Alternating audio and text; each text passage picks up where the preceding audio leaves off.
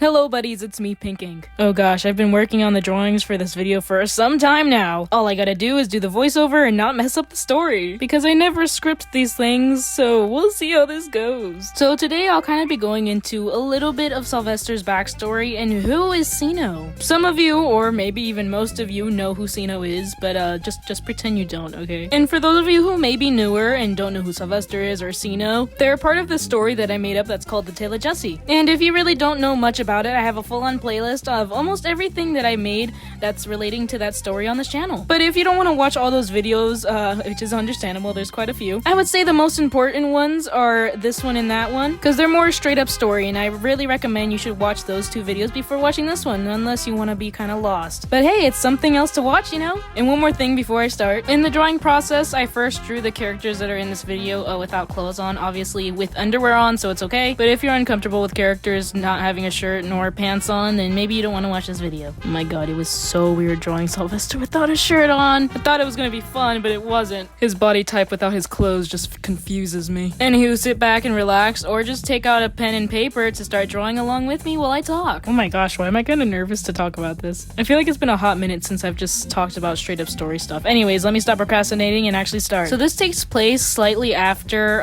the first video I made talking about the story. Like maybe a week or two later, after like the Jesse and Pierre met Sylvester. The Jesse and Pierre, oh my god. And Sylvester had promised Jesse that he would take him to the Three Kings, but right now he wants to have some fun. Sylvester is once again going to another casino, and Jesse's like, is this the last one? Can we like go find the kings after this, please? Because if you guys remember, Jesse is a prince and thinks he can convince the Three Kings, since he is a prince and is royalty, he thinks that he can convince the Three Kings that they all don't have to be entertainers anymore. Because in that universe, everyone's forced to learn to be an entertainer of some sort. Either a mime, clown, or jester. But sadly, not everyone knows the location. Almost nobody, honestly. And apparently, Sylvester knows the location. Sylvester promised to Jesse that he will take him there. Eventually. Not me just re-listening to my audio and realizing how much I repeat myself. Anyways, the main three finally stopped at this one casino, and Sylvester said that he's looking for an old friend of his. Little side note here, in the original version, Sylvester was looking for an item, or maybe he even still is looking for an item. This is unclear what he's looking for at this part. Let's just say he's looking for someone.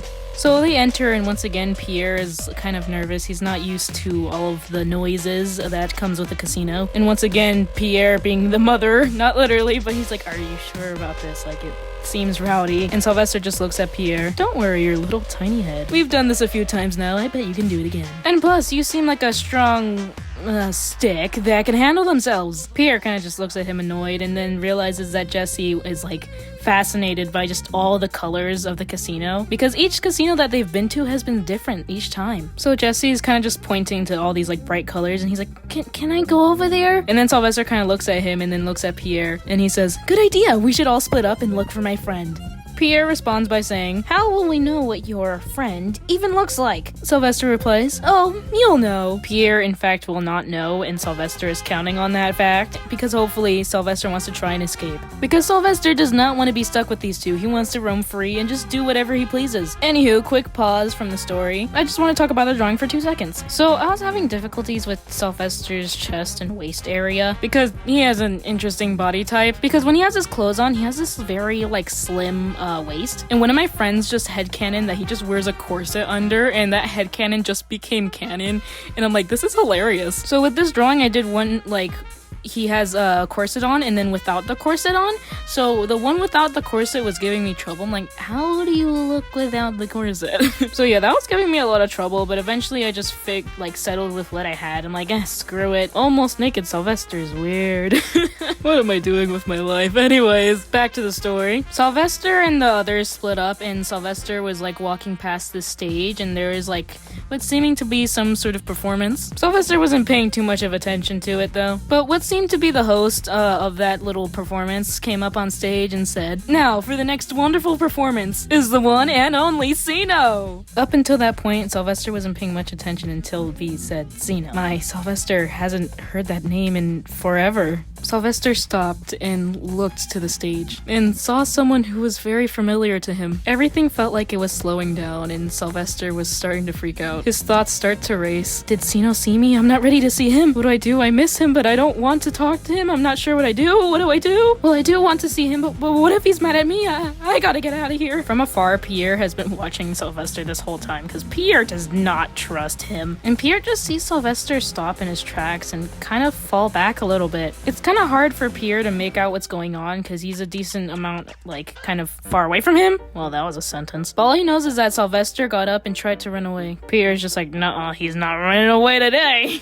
He tells Jesse to come and Pierre runs to try to catch Sylvester. Sylvester runs into this hallway and then Pierre runs into the hallway thinking that he ran down the hallway, but when he runs in, he sees Sylvester. Sylvester is sitting next to the doorway, just his head in his knees, and seemingly to be shaking a bit, and Pierre just looks at him really confused and just says, Sylvester? Sylvester quickly takes his head out of his knees and just looks up at him and sees Pierre and Jesse just looking at them with confused faces. Sylvester quickly stands up and just says, you know, the guy who was here isn't here, so let's just go. Sylvester starts speed walking down the hallway and Jesse tries to run up to him and just like, are you okay? You seemed like you were shaking back there. Sylvester looks at Jesse with this forced smile on his face. Oh yeah, man, I couldn't be better. You know, it's been a hot minute since I've gotten some tea. Just a little shaky, you know? Jesse looks at him and can tell something's definitely wrong. And Jesse kind of just goes back to Pierre and just says, is he okay? He seems a little off. Pierre just looks at Jesse and just like, he's always off, honestly. Anyways, this is the finished drawings for Sylvester. And now on to drawing Ceno. Anyways, it's now later in the day and they're kind of like,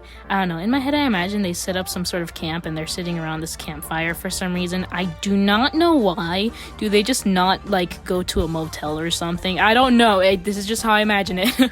Anyways, they're kind of just chilling there with just this big elephant in the room of what happened earlier. And Jesse kind of just looks at Sylvester and just says, so, do you want to talk about it? And Sylvester just looks at him and he's like, it? Who's it? And Pierre just rolls his eyes. He's like, oh, here we go. And Jesse's kind of looking at him. He's like, stop playing with me. I know you weren't just shaking earlier just because you didn't have your tea. Something's wrong, I can tell. Sylvester kind of just looks at him and he's just like, you don't know me. You're just a little kid. What do you know about feelings? Surprisingly, a lot, actually. Don't mind me just like making up dialogue as I go. But I imagine that like Jesse kind of keeps nagging Sylvester, be like, hey, I know something's wrong. And I know you're not just this happy, crazy psycho all the time. I know you have feelings too. And something was wrong, like really wrong back there. Basically, like, open up about your feelings. Because I imagine that like Jesse kind of knows that like the person on stage was kind of like that. It was the thing that triggered Sylvester, so he's like, oh, who was that person on stage? All that, you know? And Jesse's kind of just asking him a bunch of questions, and Sylvester's just getting overwhelmed, just like, kids, stop asking me these things! And Jesse kind of just looks at him, and he's like, are you okay? Sylvester, still with this fake smile on his face, he's like, I don't know. Who is that guy on stage, and did he make you sad? Fine, if you really want to know, that guy on stage was my brother. Pierre just like almost choking on like his food, and he's just thinking to himself, oh god, there's two of them. And Jesse's just like, oh my gosh, you have a brother? Oh, it must be so wonderful to have siblings. And Sylvester kind of just laughs to himself. He's like, yeah, it was. I haven't spoken to him in 3 years though. What a brother I am. And Jesse just replies, 3 years? What happened? And Sylvester just thinks to himself, oh god, am I really gonna tell this kid? And he kind of just looks at him, alright little kid, I'll tell ya. And Jesse kind of looks at him and realizes his hands are shaking again. You're shaking. Are you okay? Yes, I am fine. It's just... Never mind. Now, before I continue, I want to kind of go back and, like, tell you how it was like when they were, like, Sylvester and Ceno were growing up together. I'm gonna give you more of a summed up version, though, because goodness, they went through stuff. There was a small age gap between Sylvester and Ceno. Ceno being the older brother. At this time, he was 12 and Sylvester was Just a little 7-year-old kid. Or 6, I don't really remember. They had a wonderful life. Their dad, which his name was Sullivan, would go to work and take Ceno with him. And then Sarah, their mom, would stay home and take care of Sylvester. Sullivan, the dad, was a mime, and Sarah, the clown, was a clown. And technically, in that universe, it's illegal to be with a different class than you. You're supposed to stay with the same class. So the mom, Sarah, pretended to be a mime. So Ceno and Sylvester were both mimes as well. Sylvester, when he was a little kid, he would pray every night and ask that they wouldn't have to be entertainers anymore and they can just be happy. Because even though they were pretty happy, his parents always told him to never speak out in public because technically mimes are not allowed to speak. Oh god, I'm getting into too much detail here. I'm supposed to be summing it up. Anyway, some stuff happens and apparently the dad wasn't actually going to work. He was going to a casino and doing some no-no stuff and dragging down Ceno with him. Oh god. Ceno was told to keep it a secret. I'm not gonna say what it was. And then Sylvester found out. It was this whole thing, whatever. And eventually Sylvester found out and he was also told to keep it a secret. Oh, and this is a little drawing, by the way, I did a while ago of the dad just talking to Sylvester and kind of just Sylvester just not really sure what's going on. Anywho, whenever Sylvester was sad, Ceno would come in and comfort him and would say things like, "Hey, it's okay. Daddy loves mommy, okay? They're always gonna be together and we're always gonna be together too. If anything bad were to ever happen, I'm here for you, okay? And no matter what, I'm going to protect you." Oh my gosh, I love Ceno and Sylvester so much. Anyways, one day one big bad thing happened and basically, whoopsies, no more mommy or daddy, haha. And then Ceno was left to take care of Sylvester all by himself at the age of 12. And then whoopsies, no more money because they don't have jobs and oh no, they're homeless now. Some years go by and Ceno sees that Sylvester's really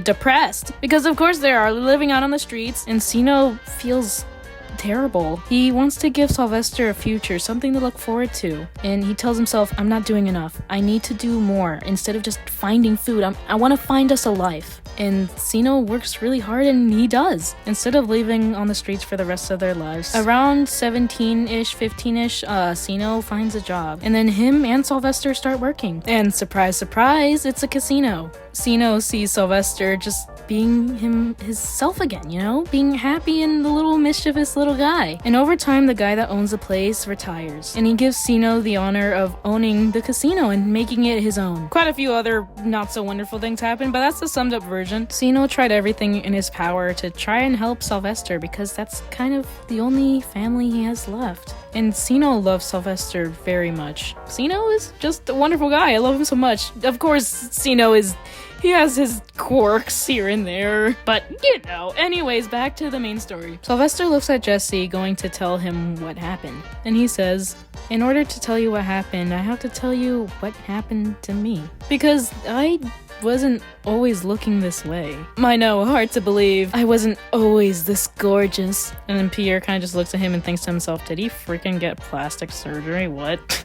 Oh my god. Because you know how Sylvester's purple and stuff and has little freaking pink eyes? Sylvester used to look more like a human. Anywho, these are the drawings of Ceno. Oh my gosh, I love Ceno so much. He has such style and swag. Anywho, now I'm just drawing like a younger version of Sylvester when he's about 17 and before the big thing that happened. I think some of you know what happened, but whatever. Anywho, but Sylvester starts telling him the story. It was the anniversary since Ceno has taken over the casino, and Ceno wanted to celebrate and have a little party. A ton of people were at his casino that night. Ceno was talking and Sylvester was being Sylvester. And little side note, before this all happened, Sylvester was like a little different, because how Sylvester is now, he's just very annoying, but how Sylvester used to be is just the same thing, just kind of dialed back, honestly. Anyway, Ceno ended up actually having to leave his own party because, whoopsies, Sylvester had one too many drinks and now he's getting angry. So Ceno ended up taking Sylvester home, and Ceno was kind of annoyed, like, bro,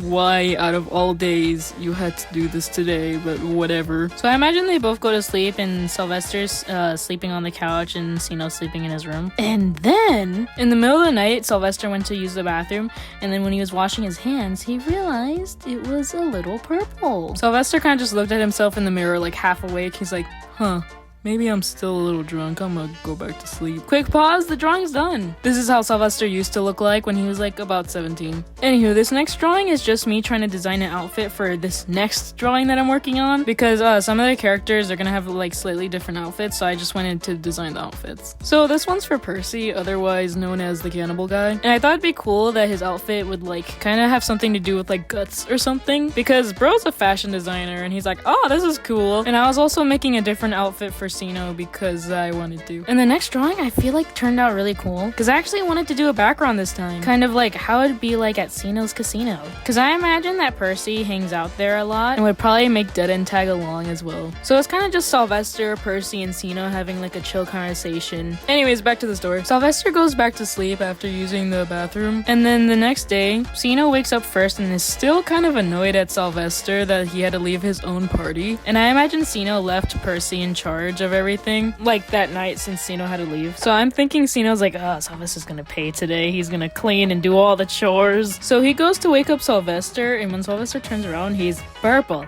And Ceno's just like, oh dear God. All of Ceno's anger for Sylvester just got thrown out the window. And he's like, are you okay? Do you have a fever? What's wrong? And he's just like, I don't know. I feel fine. I'm just tired. Oh, okay. I'll make you some tea, okay? I imagine Ceno goes to make him some tea to try to make him feel better. And Sylvester kind of just sleeps the whole day, and like Ceno's just very nervous, like, oh God, what happened? So whatever, the next day, Sylvester wakes up to a screaming Ceno. Ceno runs out of his room and just yells, I'm purple! And Sylvester just looks at him like still half awake. He's like, huh. I'm contagious. And I imagine Jesse interrupts the story and he's like, wow, what happened? And Sylvester's like, we ended up just going to the doctor because Ceno was not gonna handle this. It was pretty funny. Because like they ended up going to the doctor and getting diagnosed, and apparently, why did I say apparently? I'm the one who freaking made the story. Someone put something in their drink and poisoned Sylvester.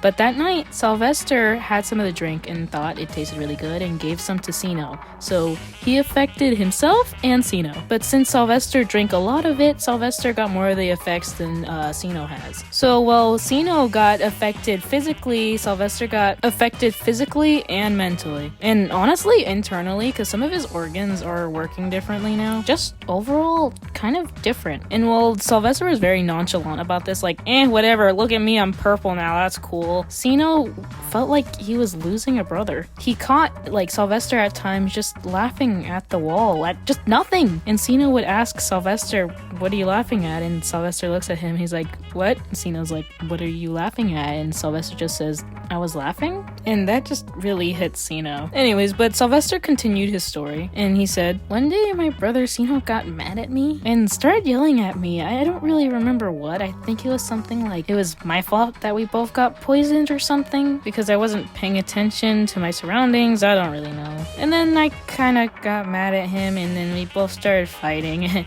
you know the funny thing, like when you start fighting and then you start bringing other random, not really related things, we kind of started yelling at each other about family and all that, you know. And then I yelled at him that I don't want to see him ever again. And then he said, fine, see if I care, and then I left. I was gonna come back, at least that's what I thought, and then a couple days passed by, then a week, then a month, and then here I am 3 years later. And Jesse's like, what? Why didn't you go back? And Sylvester just says, because I'm stupid, okay? I know it was my fault, and I was scared, okay? Is that what you wanted me to say, huh? And Jesse's like, you should go back and say sorry to him. And Sylvester quickly stands up. He's like, nope, it's all in the past now. And Jesse's like, what? And then Pierre just mumbles to himself, look who's being the stupid one again. Jesse tries to convince Sylvester to like go apologize because he'll just be happier if he did. But Sylvester's genuinely afraid. Sylvester just hates the feeling of when a family member is mad at him. And Ceno always told Sylvester that he wouldn't get mad at him, you know? Because there's been a ton of times that Sylvester did things and didn't tell Ceno because he was afraid. But that one day when they fought, Ceno was mad at him. But on Ceno's perspective, he was upset, but not at Sylvester. He was just taking it out on him, which is not a good thing, but you know, because he was scared of losing his brother, but in the process of doing that, he made it worse and lost him anyways. After the fight, Ceno thought that he would be back in a few days, and Few days passed, a week, month, and then 3 years. Ceno started blaming himself, and he's like, I'm the older brother here. Why did I do that? I'm such an idiot. Like, I'm the older brother. I need to take care of him. And there I was. I just pushed him away. So he kind of started feeling depressed and started giving in to, I guess, earthly desires, let's just say. Like, alcohol, women, mostly women. But Ceno doesn't go a day without missing Sylvester. But back to the main stories, Jesse continued trying to, like, convince Sylvester to go back. And Sylvester's just like, you don't know what it's like. You don't have siblings. And Jesse says, exactly. I don't know how it's like. It'd be so cool to have a brother or a sister. I would do anything for them. And yet here you are, afraid to apologize? Are you really afraid just to say sorry? And Sylvester's just like, what if he's mad and doesn't want me to come back? Well, you're never gonna know if you don't even try. And plus, you're already not seeing him. What is he gonna do? Not want to see you even more now? Sylvester's brain just connected the dots like, wow, I'm really being stupid again, aren't I? Sylvester calmed down and looked at Pierre. Man, you raised a really good kid. Pierre was totally caught off guard. In his head, he's like, wait, did he just compliment me? What? Sylvester stands up. He's like, you know what? You're right, kid. I'm gonna do it. I'm gonna apologize to Ceno. And Jesse's like, yeah! So I imagine, Ceno's not one to, like, change his schedule even 3 years later. So Sylvester went to, like, his house because he knew he would be home at this time. Like, I don't know, around the PM. I don't know. And I imagine Sylvester goes to the front door and Pierre and Jesse have stayed behind, like, kind of hiding in the bushes. Because technically, this is none of their business. But, you know, the main character gotta make everything their business. So Sylvester's about to knock, and then, like, the nerves just hit him right in the face, and he starts shaking, and he's like, nope, not doing this. Then he turns around and just goes back, and then Jesse's like, well, what are you doing? And he's like, I can't do this, I can't. Jesse's just like, yes, you can. But, like, what if, stop wondering and just go. Find out what's really gonna happen, and if your brother really does love you like you say, he's gonna be happy to see you. Meanwhile, Pierre's just sitting in the corner, does not care at all what's going on. He still feels like Sylvester is a complete stranger and has no sympathy for no one. But whatever, Sylvester gets motivated again to go, and he's like, okay, I think I'm gonna do it for real this time. So Sylvester kind of goes back to the door and is nervous and looks back, and you can just see, like, Jesse's little hands and just giving him a thumbs up. Sylvester is about to knock on the door, and he's just very nervous and pauses for a second. And then he knocks, and then he hears a faint voice of his brother just saying, coming, just give me a second. I imagine Ceno just took, like, a warm bath or something, and he's wearing a robe. And he has a cup of maybe coffee, tea, it doesn't really matter, in hand. And he goes to open the door and sees Sylvester. And then just the trope of just, like, the character dropping, like, the beverage and just shattering on the floor. Oh my god, yeah. Anyways, Sylvester kind of just looks at him, and he's like, hi, it's me. I know we haven't seen each other in a while, but I just wanted to say that. And then before Sylvester can finish, Ceno just hugs him. A really tight, warm, good hug. Sylvester was not expecting that for some reason. And Sylvester just stopped. And then these wave of emotions came over Sylvester. By the way, if you saw my short, that's what this drawing is. Anyways, and Ceno's just like, I missed you. And Sylvester's holding back, trying not to cry, because he just doesn't like crying. He just says, you're not mad at me? No, why would you think I'd be mad at you? I was just so sad when you left. I wasn't sure if I was ever gonna see you again. I'm just so happy you're back. Ceno just hugs Sylvester even tighter, as if he was never gonna let go. And Ceno can feel Sylvester shaking, as if he just wanted to burst out in tears. It's okay to cry, you know. I'm crying too. Sylvester can't hold it anymore. He just starts crying and just really bad. Pierre hears this and he kind of looks at Jesse. He's like, what's going on? And Jesse's like peeking through the bush. He's like, I think Sylvester's crying. And Pierre's like, crying? What? No, he wouldn't cry. Anyway, Sylvester and Ceno stop hugging, and Ceno's like, why don't you come inside? We can clean you up. Your crying kind of smudged your makeup there. And Sylvester's like, okay. So they're about to go inside, but then Sylvester kind of stops and then, like, looks back at, like, where Jesse and Pierre are. And Ceno kind of can tell that Sylvester's kind of like, there's something up, and he's just like, is someone there? And Sylvester kind of just looks at Ceno. He's like, oh, yeah, I almost forgot. He kind of calls out to Jesse and Pierre, like, hey, you guys could come out now. These are my friends. The little one convinced me to see you. And Ceno just says, oh, wonderful. Friends of Sylvester's are friends of mine. Ceno leans down to Jesse's level. Hi, I'm Ceno. Jesse says, oh, I know. My name's Jesse. Sylvester has talked a lot about you. Ceno says, oh, really? Were they good things? Oh, yes. All very good things. Then Ceno stands up to go to shake Pierre's hand. Hi, my name's Ceno. I'm sure you already know. Pierre kind of looks at him, hesitant to shake his hand, like, who the heck is this guy? Because he's assuming that Ceno is just like Sylvester. He kind of just ignored like the whole time Sylvester was talking about his brother, but you know. So Pierre hesitantly goes to shake his hand back and he's just like, I'm Pierre. And Ceno just says, oh, Pierre, that is such a wonderful name. And Pierre's like, huh. Ceno goes on to say, why don't you all come in? I just made some fresh tea. And Sylvester's just like, oh my gosh, you made tea? It's my favorite. And I imagine they all chill there and probably talk about more interesting things. I have yet to figure out though.